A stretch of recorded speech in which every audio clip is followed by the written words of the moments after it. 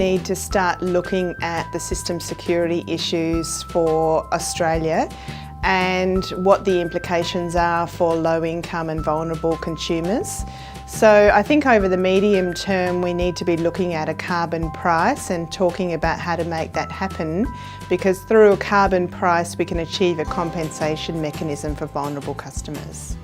I think the key issues probably relate to the market power that exists with the incumbent generator retailers, the gentailers as we've known them. AGL took over the retail franchise here in 2000, had 100% of the market, and that fell to 50% of the market in 2008 and thereabouts when they took over Torrens Island Power Station. But since then they've pretty much held 50% of the market. And that's got to be a sign that, that the liquidity of the market for other players is pretty thin, and that folks are really struggling to get up alternate retailers that can make an impact and drive lower prices for consumers. So if there's one thing that could be done, it's got to be about getting more competition in the retail market in South Australia. So today's presentation was about a few key aspects of what Business SA is concerned about in the current energy market. And one is that we're not giving proper credence to the national electricity objective, that is to protect the long-term interests of consumers. It may be something that is looked at in the regulated markets, but it's not looked at by governments more broadly.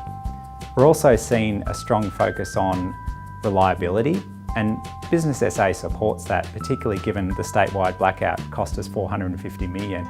But we need to ensure that it's not reliability at any cost, and that state and federal government initiatives are coordinated to ensure there's an efficient cost of reliability measures, and we can move towards much more affordable levels of both electricity and gas costs.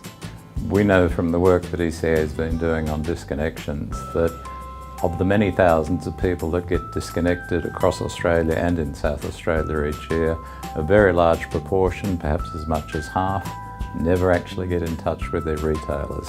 Some do it because they don't want to, many do it because they can't.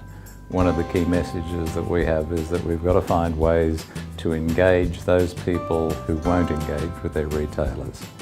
A critical element of that is the role of the community sector, and we think that retailers, government and others need to find ways to reinforce that work, because they play a pivotal role in bridging that gap between the electricity retailers and the consumers who are missing out.